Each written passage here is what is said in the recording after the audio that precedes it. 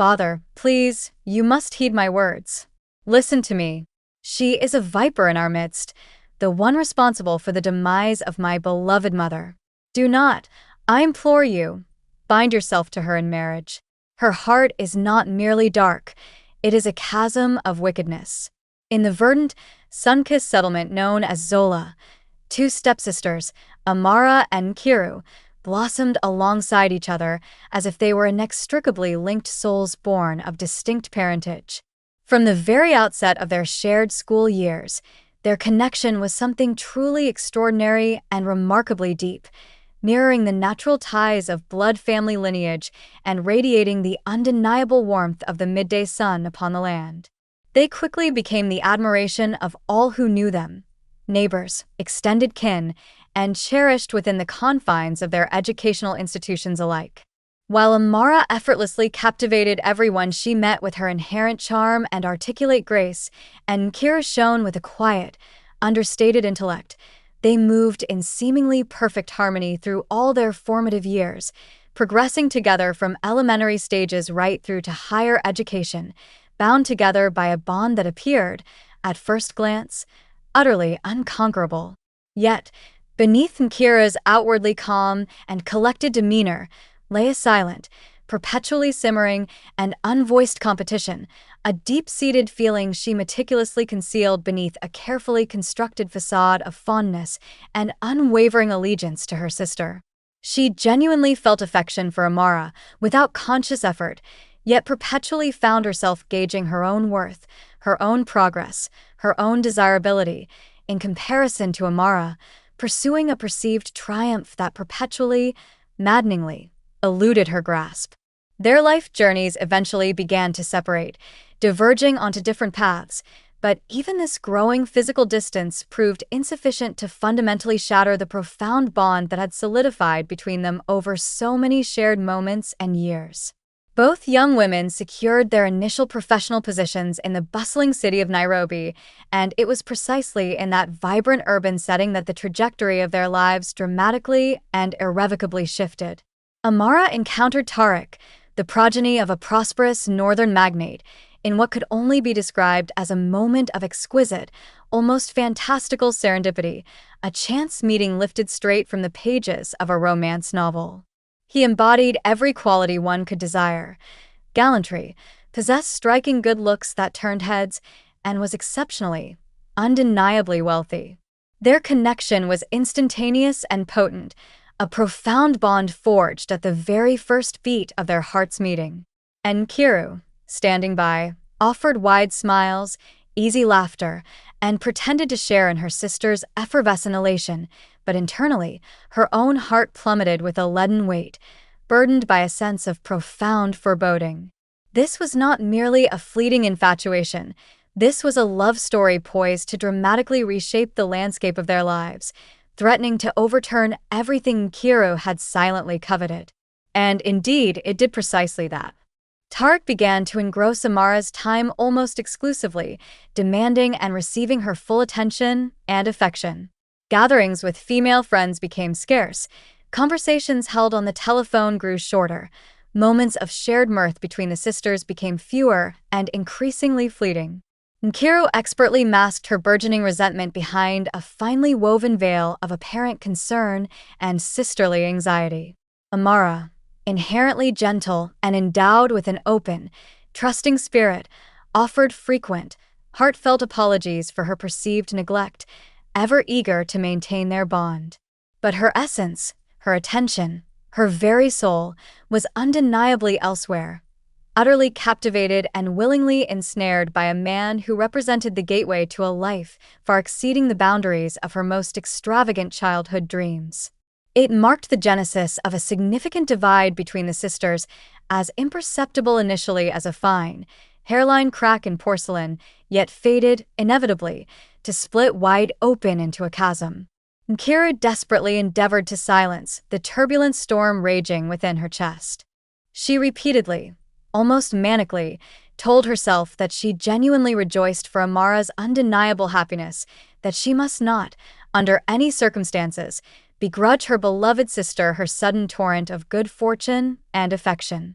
But each joyful expression emanating from Amara, each radiant smile and excited anecdote, chipped away relentlessly at Nkiru's precarious self-restraint and composure.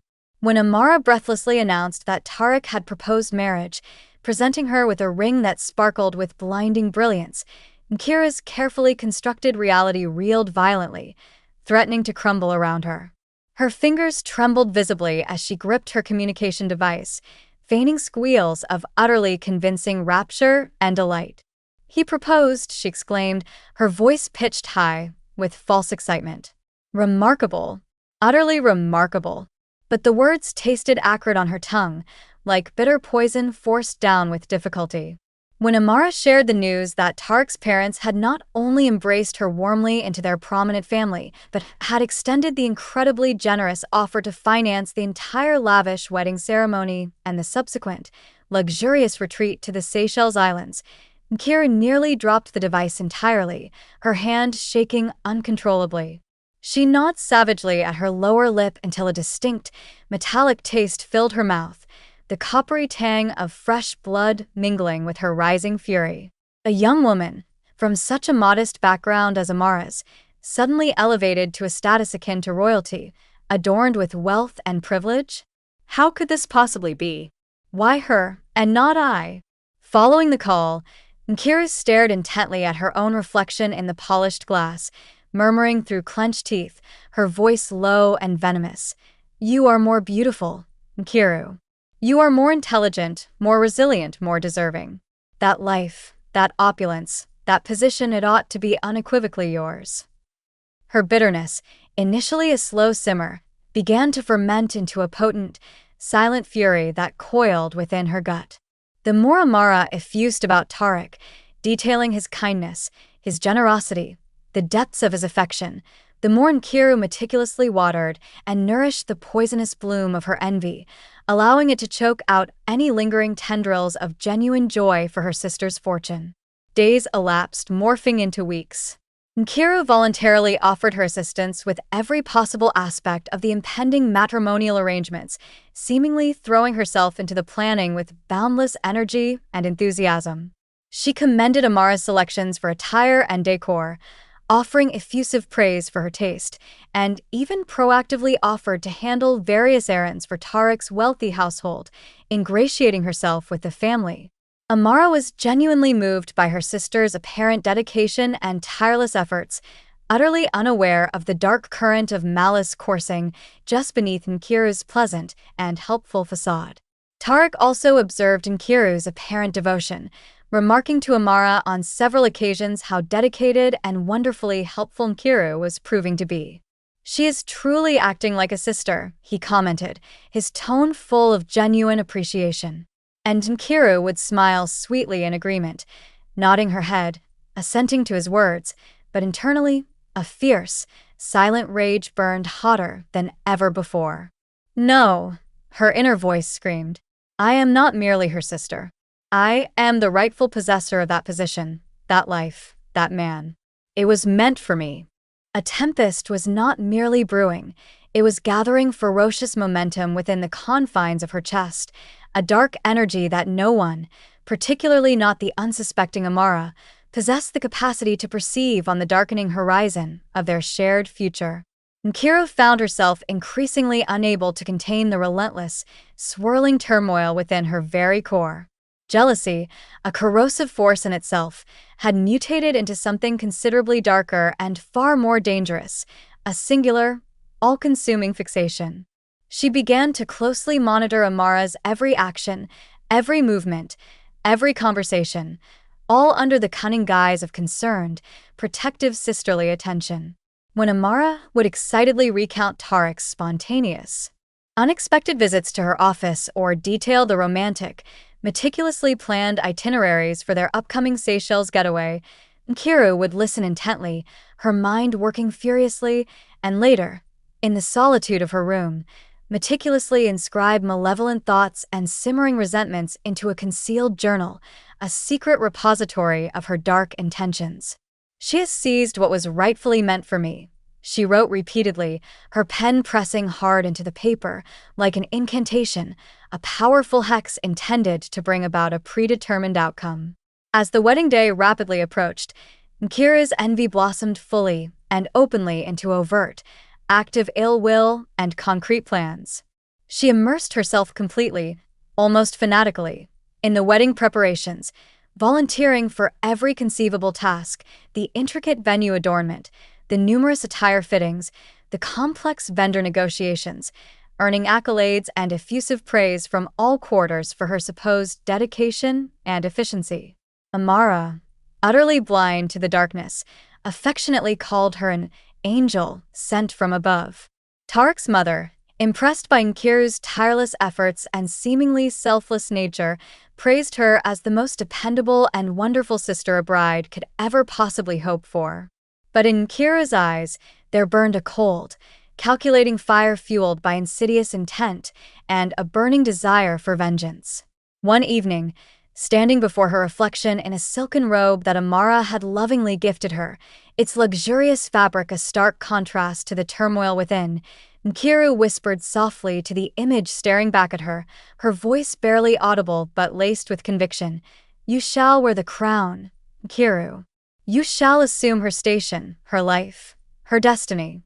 She is merely holding it for you unknowingly until the appointed time." That night signified a critical, irreversible juncture in Nkiru's descent. Her bond of sisterhood, once perhaps possessing a fragile reality, now irrevocably dissolved, shattered into a million irretrievable pieces. In its fractured place arose a singular, all-consuming objective: appropriation and ultimate control. The wedding ceremony itself was nothing short of an absolute masterpiece of opulence and elegance. Every single detail of the occasion exuded sophistication and breathtaking magnificence, a testament to Tarek's family's wealth and status. Crystal chandeliers, shimmering like captured stars, illuminated the grand hall with a soft, ethereal glow, and countless fragrant petals lined the aisle like a preordained path for a royal procession. Amara glided forth like a radiant vision, beaming with unadulterated happiness beside her handsome groom, Tarek, while Nkiru stood proudly as her chief attendant, clad in exquisitely tailored golden fabric that shimmered with her every subtle movement, her gaze alight with a chilling, concealed knowledge. Not a single soul present suspected the depth of the deception unfolding before their very eyes. Not even when Nkiru held Amara's hand just before she walked down the aisle and softly conveyed, her voice laced with an unsettling double meaning, "You truly deserve this, dear sister." As the radiant bride proceeded towards the sacred space where she would pledge her vows, Nkiru meant every word she had uttered, though most certainly not in the manner Amara interpreted them.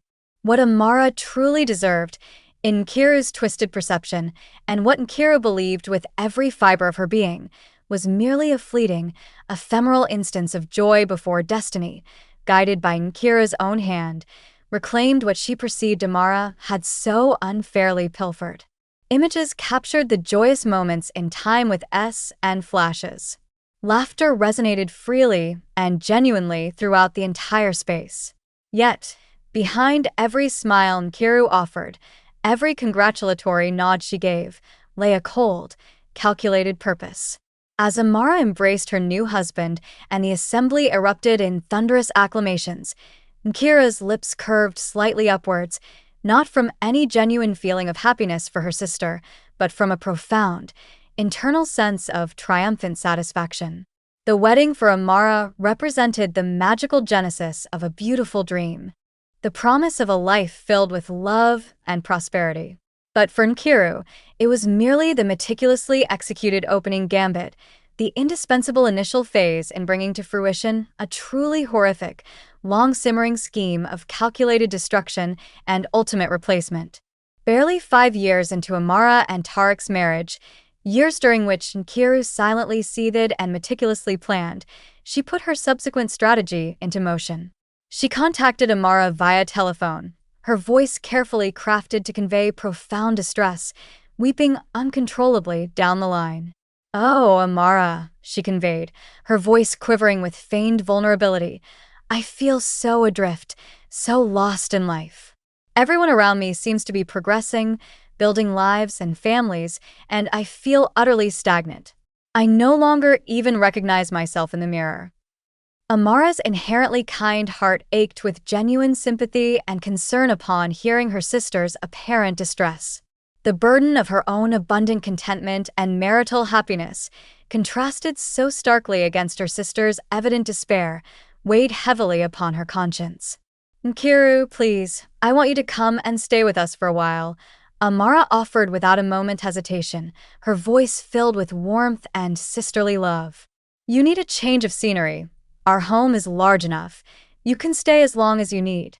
Tarek expressed reservations upon hearing the suggestion. "It's perhaps not the ideal solution," he stated, his brow furrowed with concern. "She requires personal space, time to figure things out on her own, not merely a temporary refuge here." But Amara was insistent, her loyalty to her sister overriding her husband's practical concerns. "She is my sister, Tarek. She needs me." The subsequent week, Nkiru arrived at the sprawling estate, her arrival marked by a modest valise containing carefully selected belongings and a meticulously crafted, seemingly humble smile adorning her face. She swiftly adopted the persona of the impeccable guest, helpful around the house without being intrusive, reserved in her interactions, and respectful of their space. Yet, when left alone within the vast dwelling, she roamed the estate's luxurious chambers and opulent grounds like a queen, quietly inspecting the territory she fully intended to possess as her own. She deliberately occupied Amara's preferred armchair, left her belongings in Amara's personal dressing area, subtly rearranged Amara's assortment of expensive fragrances on her vanity, and even began preparing Tarek's favored culinary creations for dinner, taking note of his preferences. In hushed, determined tones, she affirmed to herself in the quiet solitude. She invited me here herself. She, in her naivety, opened the passage for me. Now, my sole task is to patiently and deliberately exert my will, to claim unwavering control. It commenced subtly, insidiously, with a pervasive lack of vitality that crept into Amara's daily life. Amara, ordinarily so vibrant and full of boundless energy, known for her lively spirit, began experiencing increasingly frequent bouts of debilitating dizziness and profound, inexplicable fatigue. "You require more rest, dear sister," Nkiru would gently suggest, her voice soft and solicitous, always conveniently offering Amara a warm cup of tea, ostensibly meant to soothe her. "You are simply overexerting yourself, pushing your body too hard." What Amara remained tragically unaware of, utterly blind to in her weakened state and trusting nature, was the chilling reality that her sister's seemingly benevolent gestures, her constant ministrations, concealed something infinitely more sinister, a slow-acting venom dispensed with surgical precision. Day after day, Amara's conditions steadily worsened.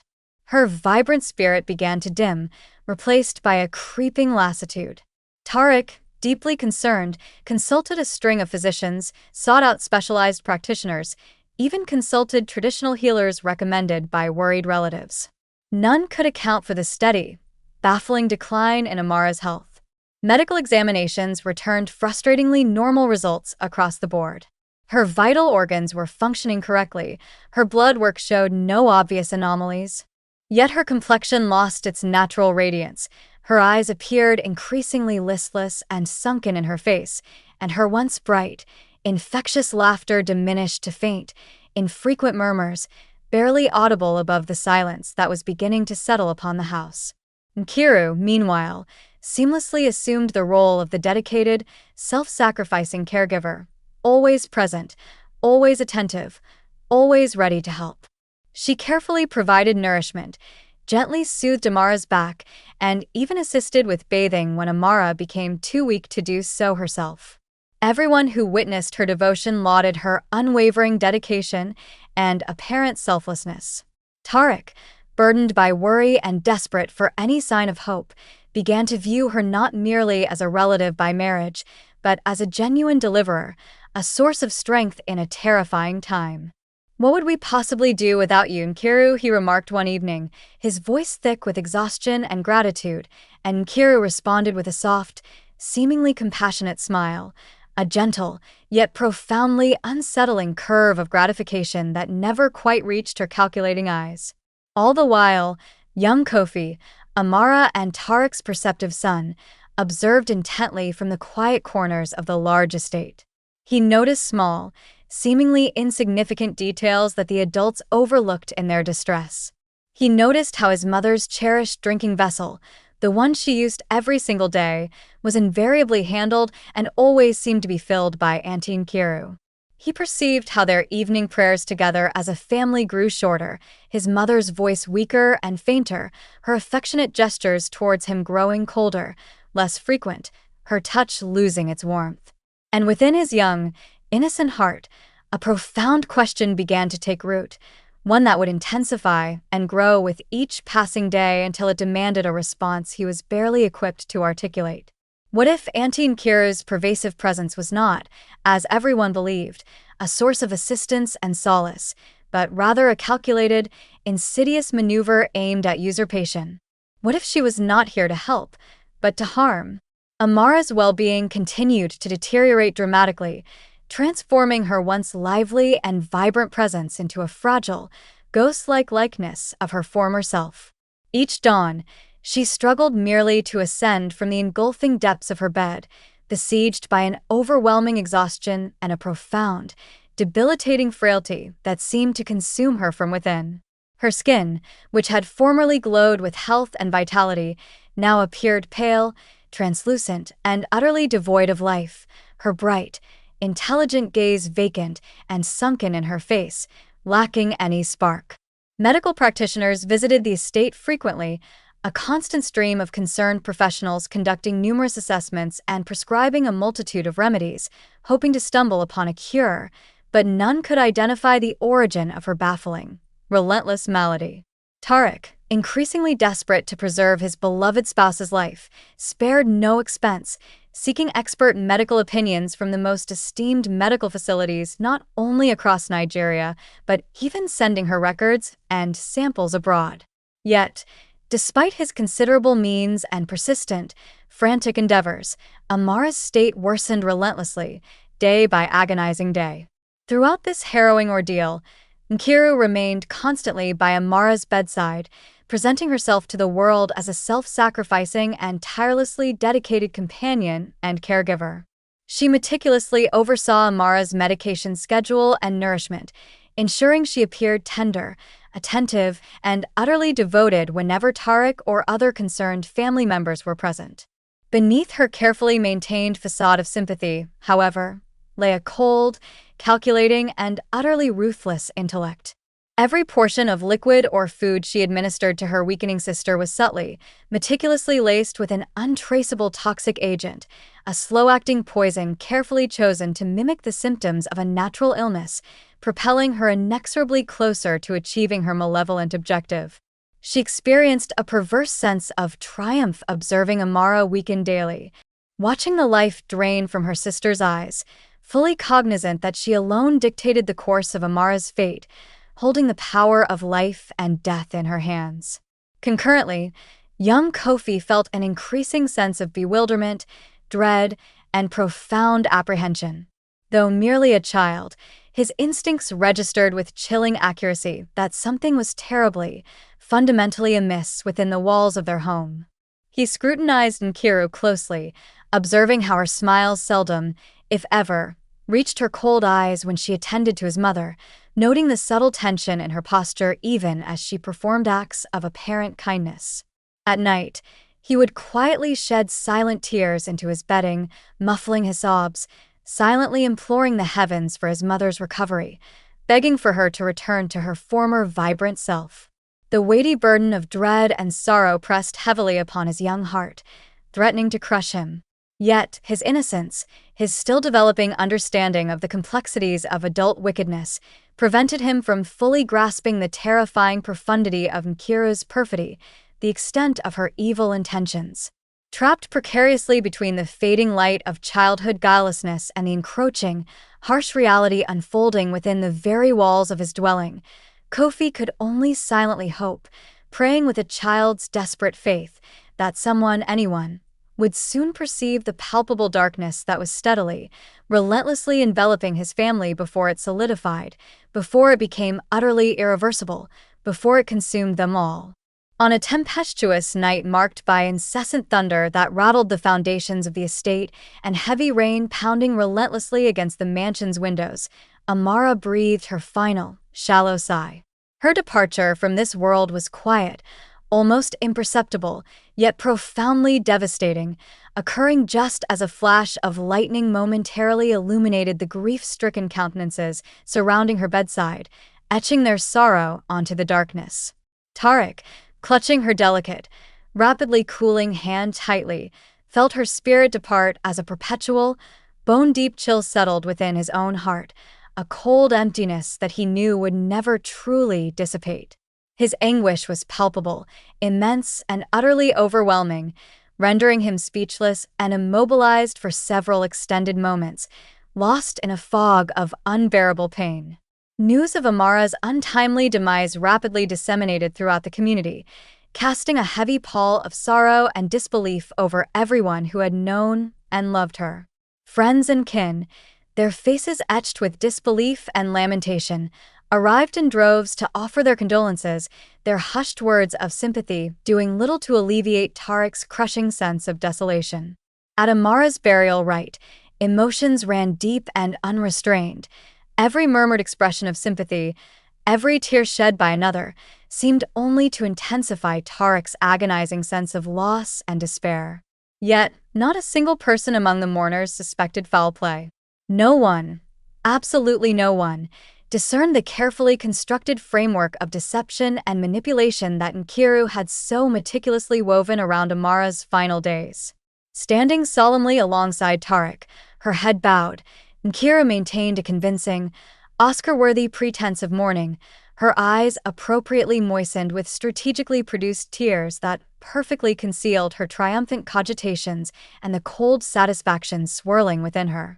As Amara's coffin was slowly lowered into the waiting earth, Tarek crumpled, his limbs giving way beneath him as he knelt uncontrollably in the wet soil beside her final resting place, overcome by a wave of regret, profound loss, and aching longing. Kofi stood silently beside his father, his small hand gripping Tarek's trembling one tightly, feeling utterly perplexed and adrift in his youthful innocence. He surveyed his surroundings, sensing the terrifying permanence of this tragedy, yet unable to fully grasp its devastating implications for his own future. The hushed sobs of the assembled mourners filled the heavy air, mingling melancholically with the relentless drumming of the downpour on the tent above, amplifying the profound despair that clung to that solemn, rain-soaked occasion, sealing Amara's fate and Nkiru's perceived victory. In the desolate aftermath of Amara's funeral, an oppressive, suffocating emptiness pervaded the sprawling estate. Chambers that were once alive with the vibrant sounds of laughter, conversation, and warmth became cold, silent, and utterly devoid of vitality, tragically mirroring Tarek's profound internal despair and emotional numbness.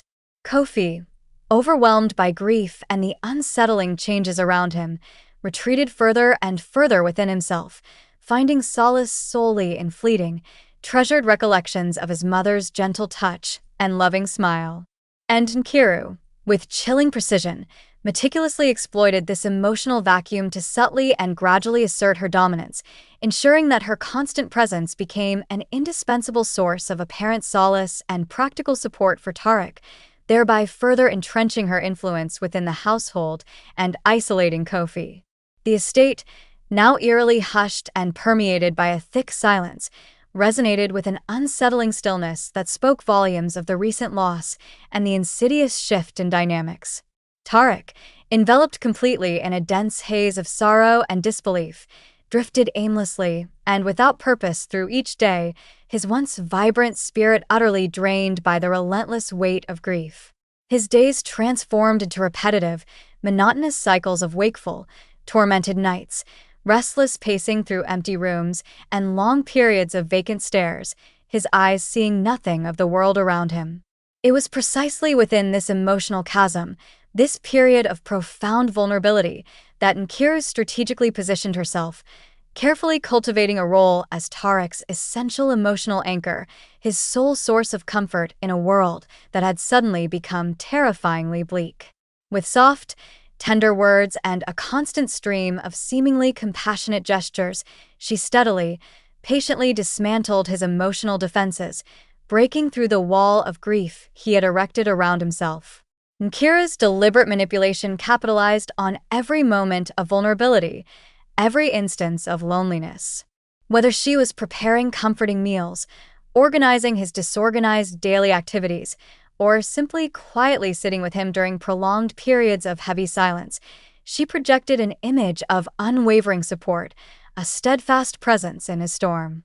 Tarek, blinded by the overwhelming magnitude of his loss and deeply appreciative of the seemingly genuine care and attention he was receiving, became increasingly and alarmingly reliant on Kira's constant presence.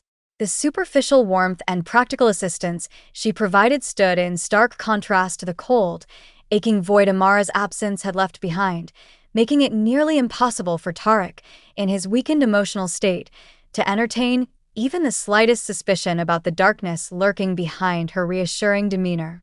Kofi, increasingly alienated and troubled by the burgeoning, unsettling connection forming between his father and Nkiru, felt a mounting sense of apprehension and unease that he couldn't fully articulate.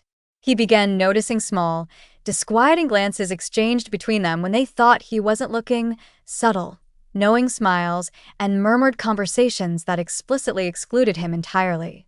The child's instincts, sharper than the adults realized, screamed warnings that his innocent heart struggled to fully comprehend in their entirety. His mother's sudden, tragic departure, combined with his father's gradual emotional withdrawal and absorption in Nkiru, left him feeling profoundly deserted, vulnerable, and increasingly isolated within his own home. As days transitioned into weeks, and weeks stretched into months, Nkiru's calculated hold on Tarek solidified, tightening like an unbreakable vice. She meticulously ensured that Tarek's emotional dependence on her deepened with each passing day, systematically isolating him from friends and extended family members who might potentially intervene or raise questions about her role. She subtly discouraged visitors, citing Tarek's need for solitude to properly grieve, while simultaneously making herself constantly available. This further enabled her to exclusively command his attention and emotional energy, her carefully calculated affection functioning like a powerful emotional opiate, rendering him helplessly bound by her increasingly formidable and pervasive influence. Kofi's existence within the once familiar estate became a waking nightmare, a desolate landscape of fear and emotional neglect. Each day was replete with escalating emotional neglect and covert mistreatment from Nkiru, insidious acts that were difficult to pinpoint but deeply damaging. Her cruelty was subtle yet profoundly impactful, manifesting in ways that made it challenging for Kofi, a child, to articulate his experiences or seek help. This was further complicated by the household staff, many of whom had been recently employed by Nkiru and conditioned by her beguiling charm and manipulative nature, who largely disregarded Kofi's obvious distress, dismissing it as mere childish caprice or understandable outbursts stemming from his mother's recent passing. Kofi felt utterly ensnared, unheard, and tragically invisible within his own home, a helpless casualty of circumstances far beyond his control or understanding. With each passing day, Kofi withdrew further into himself, his vibrant spirit dimming. His educational institution became his sole sanctuary, a place where he could temporarily escape the oppressive atmosphere of the estate. Yet even there, he carried the weighty burden of secrecy and unspoken fear. Instructors began noticing his declining academic performance and increasingly withdrawn conduct, attributing his struggles, understandably but mistakenly, solely to grief over his mother's death. Kofi, weighed down by fear, mistrust, and the chilling knowledge of Nkiru's veiled threats, could not muster the bravery to confide the painful, terrifying reality of his domestic situation. Nkiru's intimidating presence within the home and her carefully worded warnings ensured Kofi understood the severe repercussions of speaking out against her. He learned to navigate the vast estate quietly, moving like a shadow, actively evading her gaze and treading softly to avert any possible confrontation or unwanted attention. At night, the shadows in his room seemed to elongated and more menacing as he lay sleepless, tormented by his escalating fears and haunting recollections of more joyful periods with his mother. His father's emotional distance merely exacerbated his profound loneliness, rendering his world impossibly isolated and perilous. Despite the crushing weight of his despair and the bleakness of his reality, Kofi's young spirit retained its inherent resilience. Deep within his youthful heart, a quiet resolve began to form, a determination to simply endure the hardship. He began secretly chronicling his experiences, meticulously documenting Nkiru's abusive conduct and the strange occurrences he witnessed in a small notebook, the one his mother had gifted him on his 7th birthday, which he kept carefully concealed beneath his pillow. Each word penned became a silent act of defiance, affording him a small, precious measure of strength and solace in his isolation. Kofi clung desperately to the fading memories of his mother, drawing fortitude from her imagined encouragement and unwavering love, determined to withstand Nkiru's psychological warfare until assistance somehow arrived or until he located the courage, deep within himself, to retaliate and expose the truth. Nkiru's calculated ascent within the household attained a new, deeply sinister zenith as she systematically expanded her influence and tightened her control. With Tarek emotionally weakened, adrift in grief, and Kofi isolated and apprehensive, rendered helpless by fear and neglect, she recognized the ideal opportunity to consolidate her burgeoning authority and seize full control. Under the thin pretext of aiding Tarek in his protracted recovery from his profound sorrow, Nkiru commenced overseeing the estate's intricate finances, subtly proposing budgetary adjustments and making seemingly innocuous recommendations concerning domestic arrangements and the management of the household staff. Tarek, overwhelmed by grief and relieved to have a seemingly capable individual managing his daily affairs and the complexities of the large estate, relinquished control without the slightest suspicion, blindly trusting Nkiru's stated intentions and apparent competence. Each decision Nkiru made, each adjustment she implemented, appeared beneficial on the surface, framed as being in Tarek's or the household's best interest. Yet beneath her meticulously crafted image of efficiency, support, and selflessness lay strategic maneuvers specifically designed to further isolate young Kofi. She systematically dismissed loyal personnel who had served Amara and the family faithfully for years, citing plausible reasons such as financial prudence in a time of uncertainty or claiming personal incompatibility with their work styles. In their stead, she swiftly introduced new staff members whose loyalty was directed exclusively to her, carefully establishing a network of confederates and informants who endorsed her control without question and turned a blind eye to her mistreatment of Kofi. With each new hiring, Kofi encountered fewer friendly countenances, fewer sympathetic auditors for his quiet woes, leaving him more solitary and susceptible to Nkiru's manipulation than ever before. Kofi's once cheerful and lively disposition had become muted, his laughter replaced by a perpetual expression of quiet apprehension and watchful fear. He spent his days in a state of heightened vigilance, wary of every interaction with Nkiru and the newly employed staff members, uncertain whom he could possibly trust in this new, unsettling environment. His young heart ached with a deep, constant yearning for his mother's comforting presence, profoundly missing the sense of security, tenderness, and unconditional love that had once pervaded their dwelling. His father's increasing detachment and emotional unavailability only intensified Kofi's sentiments of abandonment, deepening the emotional wounds inflicted daily by Nkiru's relentless psychological stratagems and calculated cruelty. Meanwhile, Nkiru's command permeated every facet of Tarek's existence, subtly but thoroughly. She skillfully navigated conversations, subtly discouraging any interactions with companions and extended relatives who might potentially question her expanding influence within the household or raise concerns about Tarek's state. With each passing day, Tarek grew more reliant on Nkiru's presence and guidance, unknowingly ensnared within the carefully constructed confines of her emotional manipulation and calculated support. The estate, formerly a vibrant, bustling dwelling filled with life and laughter, now became, under Nkiru's cold, calculated dominion, a silent, oppressive stronghold, leaving Kofi trapped, isolated, and powerless within its increasingly suffocating confines. Nkiru's manipulation of Tarek intensified with chilling precision, carefully exploiting his profound emotional vulnerability subsequent to Amara's tragic demise. Every conversation she initiated, every gentle touch she offered, every comforting look she gave was precisely calibrated to deepen his reliance on her and erode his independence. Nkiru skillfully and patiently filled the immense emotional vacuum left by Amara's absence, steadily supplanting Tarek's raw grief with a deceptive sense of ease, familiarity, and manufactured companionship. Unbeknownst to him, each seemingly innocuous gesture represented another link in the powerful chain she was meticulously forging around his sentiments, his intellect, and his very will, rendering him increasingly oblivious to her underlying manipulative objectives and the darkness of her true nature. She began orchestrating intimate meals for just the two of them, creating occasions for quiet, seemingly heartfelt discussions replete with empathetic nods, understanding smiles, and carefully chosen words designed to elicit emotional intimacy. Tarek, craving genuine companionship and solace in his deep loneliness, eagerly absorbed every meticulously measured word she offered, finding comfort in her presence.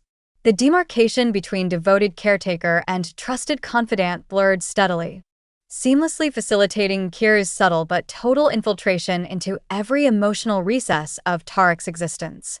As days segued into weeks and weeks flowed into months, Tarek found himself increasingly unable to render even simple decisions about his life or the household without first consulting Nkiru, relying entirely on her guidance.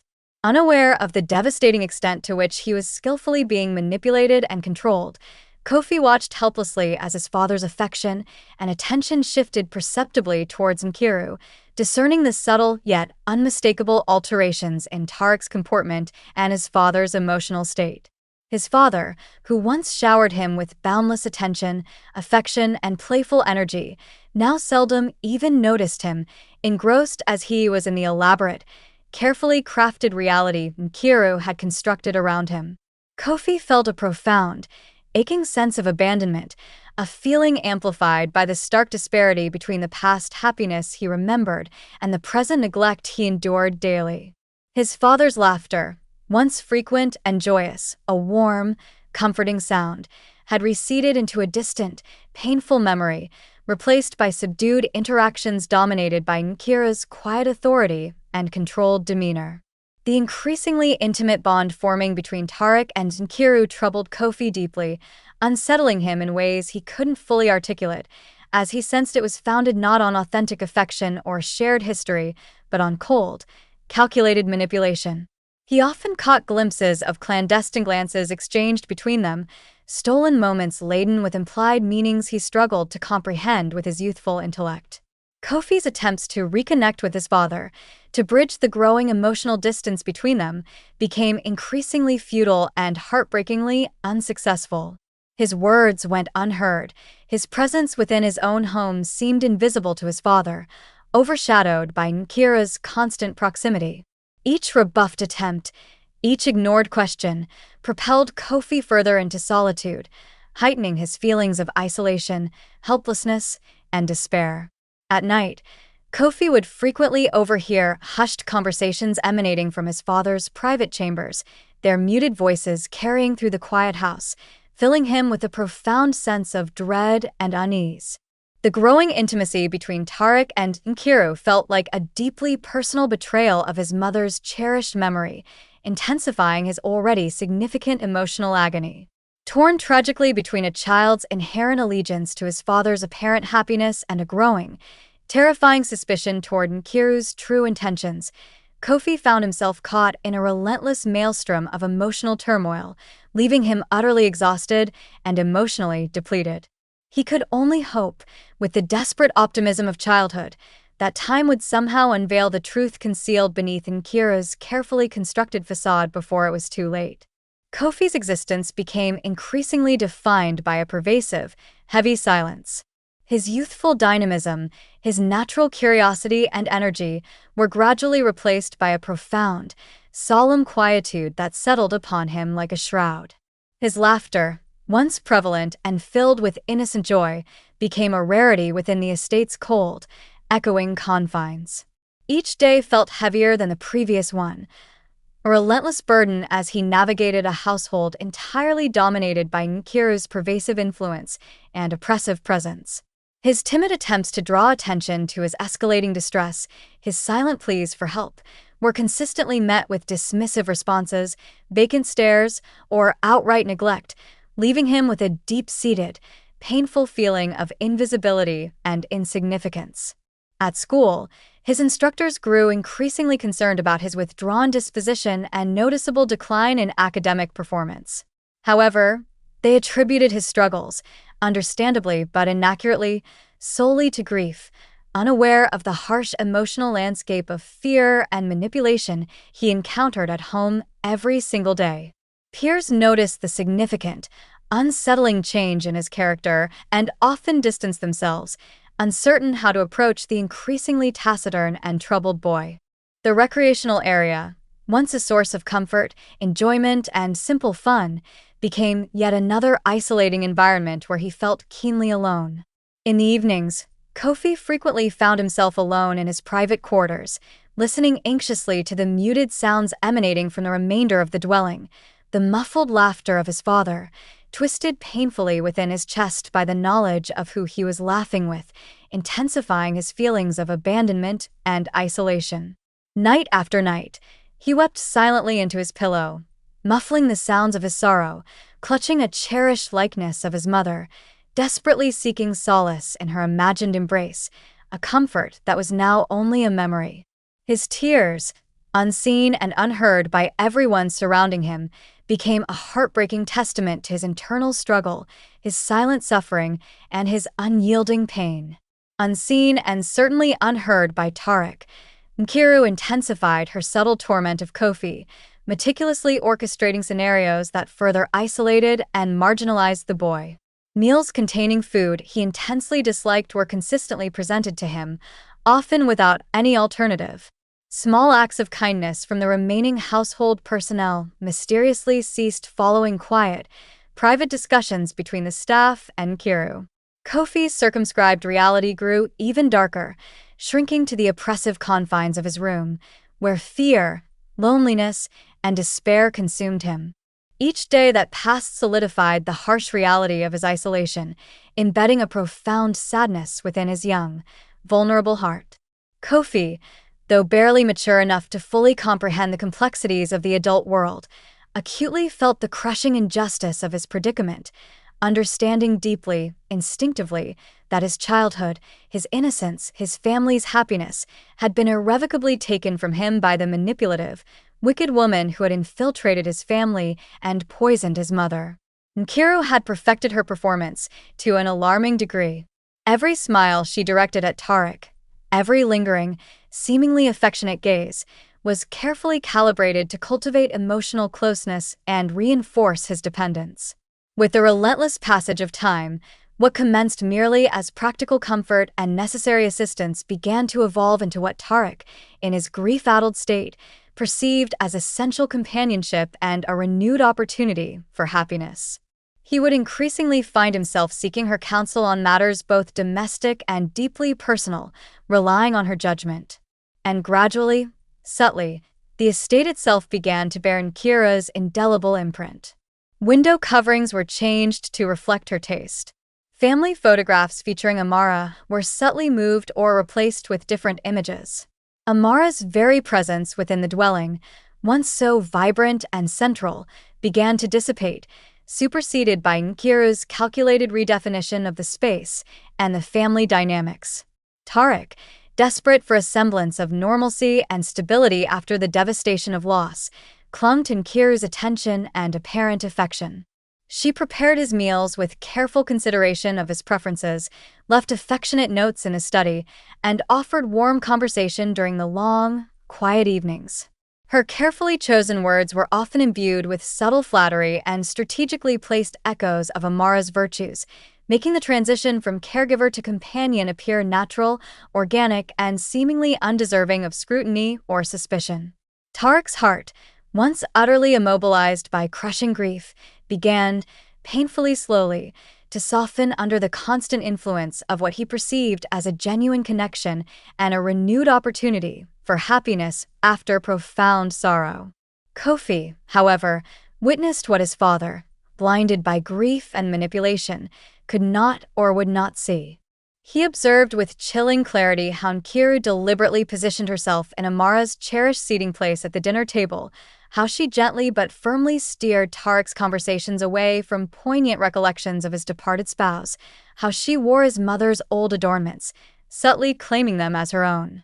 The boy's youthful intellect struggled desperately to articulate the complex, conflicting feelings swirling within him, but a deep, burning sense of betrayal festered, directed not solely at Nkiru for her blatant deception, but also at the father he still revered, for his apparent blindness and emotional distance. His desperate attempts to re-establish a meaningful connection with Tarek consistently failed, leaving him feeling more alone than ever. Tarek, though he was never outwardly unkind, had become utterly preoccupied, emotionally absorbed in the elaborate illusion Nkiru had so expertly constructed around him, a world that had no room for his son's needs or fears. At night, Kofi often lay awake in the darkness, haunted by the silent, deliberate erosion of his mother's memory within their home. Every manifestation of Nkiru's growing affection from his father, every public display of intimacy, pierced him like a sharp instrument, inflicting fresh wounds. He knew, with uncertainty that transcended his years, that the woman now sharing laughter and quiet conversations in their kitchen, the woman who was slowly taking his mother's place, was not what she appeared to be. But he also knew, with a growing sense of despair, that his father's heart was slowly, steadily drifting out of his reach, out of his orbit, and with it, the final, fragile thread binding them together as a family was fraying, threatening to break entirely. In the crucible of emotional upheaval, silent suffering, and profound isolation, Kofi's young mind, tempered by duress, began to sharpen with an intensity that belied his age. While grief, apprehension, and fear continued to shadow his every step, a small, determined ember of defiance flickered stubbornly within him. He knew, from painful past experience, that he could not voice his suspicions openly. He had attempted, in his own way, and no one had truly heeded him, dismissing his fears as a child's reaction to loss. But he could observe, he could listen, and, most crucially, he could remember every detail, every subtle shift, every unsettling occurrence. What Nkiru, in her arrogance and focus on Tarek, failed to grasp was that Kofi, though quiet and seemingly lost in his grief, had become acutely observant, a silent witness to her machinations. Every instance she served his father's beverage. Every time she subtly dismissed staff members behind closed doors. Every occasion she wore his mother's old adornments, the necklaces, the bracelets, the scarves, as if they were rightfully hers by some twisted claim. Kofi commenced writing in his notebook, the very one his mother had gifted him on his 7th year, the one he kept carefully concealed beneath his bedding, transforming it into a clandestine repository of truth, a silent testament to the reality he witnessed. In shaky, uncertain script, he chronicled events that felt profoundly discordant, moments that disturbed his young mind, the sudden, unexplained termination of long-serving, trusted staff, the subdued, tense disputes he overheard between Nkiru and the new house cleaner, the peculiar way his father's prescribed medication was occasionally substituted with different pills upon Nkiru's return from her errands in the city. What began as fragmented, fearful observations soon coalesced, over weeks and months, into a chronological account of actions too deliberate, too calculating, to be mere chance or coincidence. Then, one fateful afternoon, Following an extended period of unsettling quiet within the dwelling, Kofi cautiously descended the stairs, his heart pounding with a mixture of fear and desperate hope, and discovered Nkiru's communication device, left carelessly, perhaps arrogantly, on a side surface in the main hall.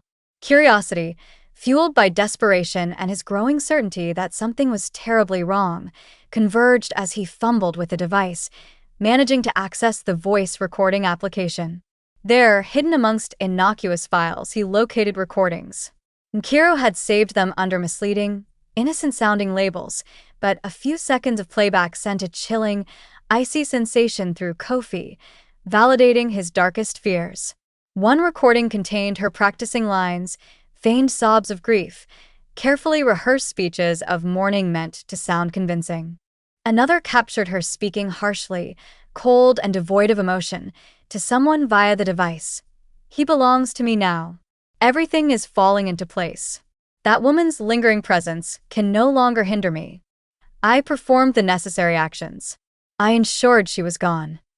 That night, Kofi wept, not out of sheer terror, though he was undoubtedly afraid, but out of a piercing, devastating clarity.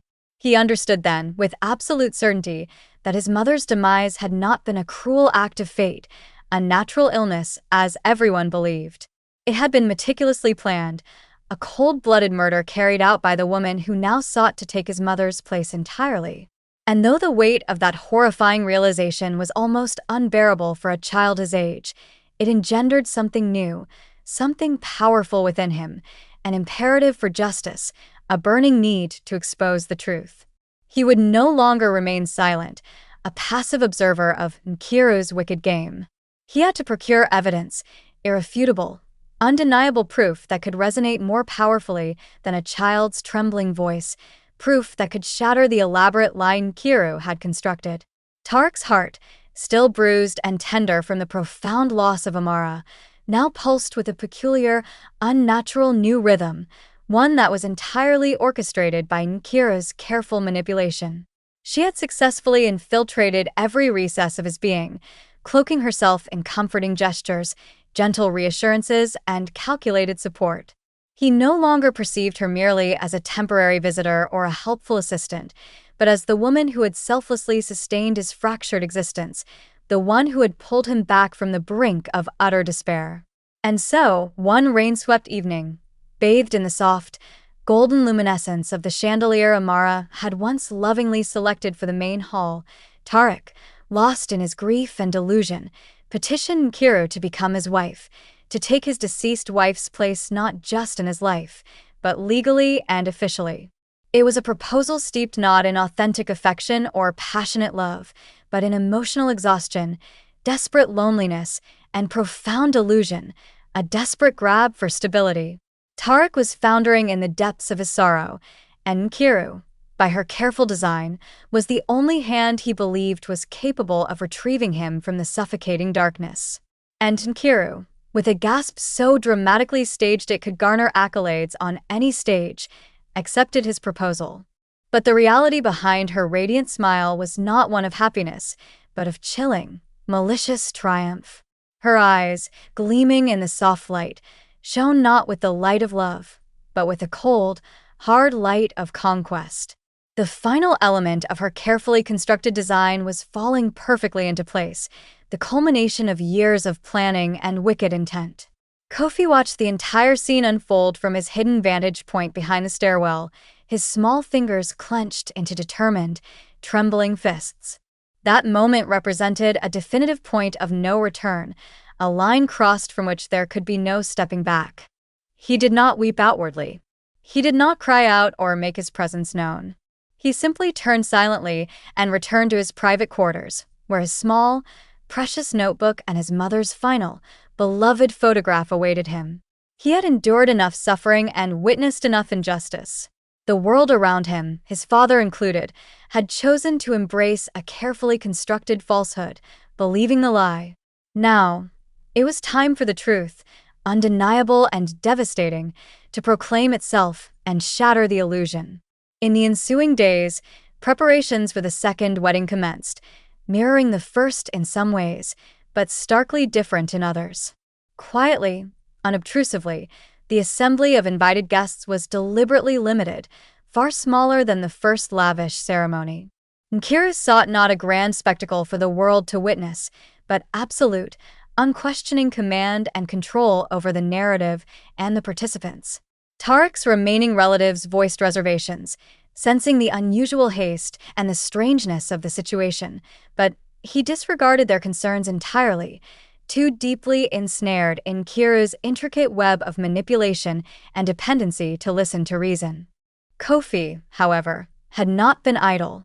He had been diligently formulating his plan, refining the details. The voice recordings he had found, his detailed, incriminating chronicle in the notebook, and his escalating, hardened resolve formed a powerful trinity of nascent hope and righteous indignation. He would not, could not, permit his mother's cherished memory to be so brutally expunged, her life's sacrifice so carelessly forgotten, her place so easily usurped by her murderer. And as the date of the ceremony, the day Nkiru would officially claim his mother's life and title, drew near, Kofi knew he possessed just one opportunity, one single chance, to send the truth crashing down upon the carefully constructed edifice of lies. But justice, as he would soon comprehend with painful clarity, often exacts a fearsome, devastating price from those who dare to seek it. The morning of the wedding day dawned, draped in a cruel, bitter irony. Calm, clear skies overhead, the cheerful sound of birdsong filling the air, and a gentle zephyr rustling the lush foliage outside the very estate where treachery had so silently and successfully blossomed. Guests, few in number and meticulously chosen by Nkiru for their tractability or distance from Amara, began to arrive in their finest attire, their faces reflecting polite expectation. Tariq stood before his reflection in the dressing room, adjusting his neckwear with trembling fingers, unknowingly preparing himself not for a day of joy and new beginnings, but for the single most devastating, life-shattering moment of his entire existence. And Nkiru drifted through the grand corridors in an exquisite ivory gown, looking outwardly resplendent and pure as a bride, but harboring the cold, venomous heart of a serpent within her chest. Kofi, meanwhile, held his breath, his small body tense, concealed in the deep shadows of the main staircase landing, his hidden digital device clutched tightly in his hand. He had made his decision, finalized his plan, steeling his nerve against the wave of fear that threatened to overwhelm him.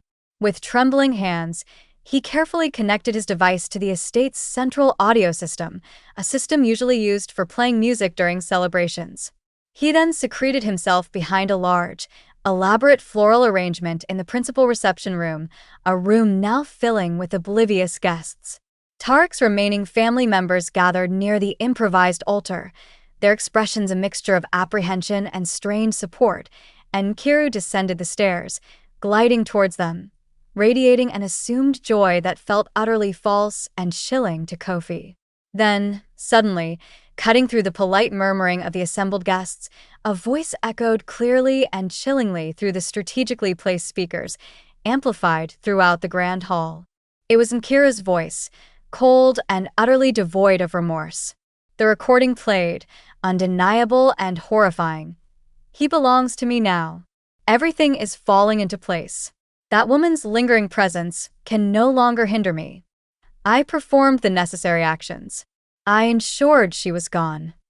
Gasps of shock and horror reverberated throughout the chamber. Eyes darted wildly, searching for the source of the voice, the meaning behind the terrifying words.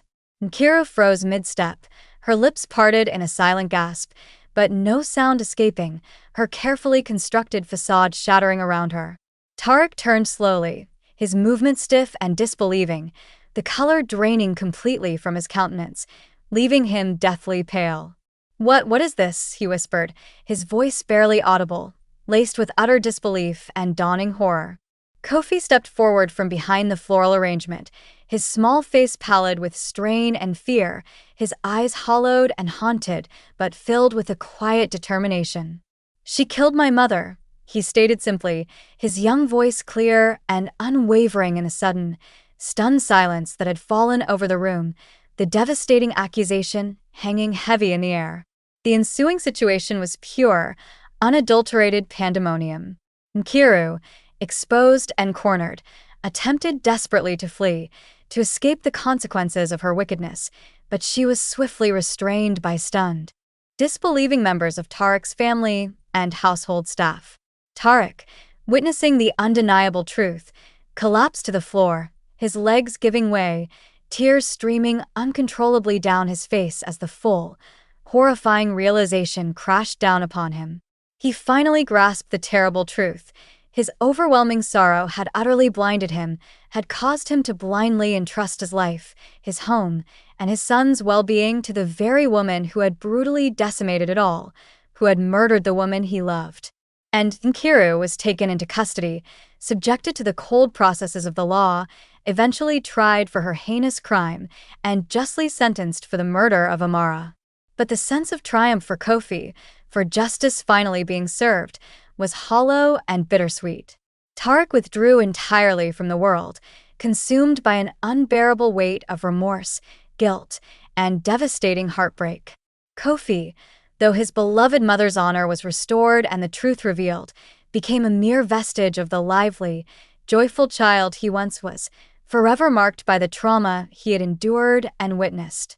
The estate, once filled with the promise of a family's future, remained silent, oppressively, excessively silent, haunted by the ghosts of the past.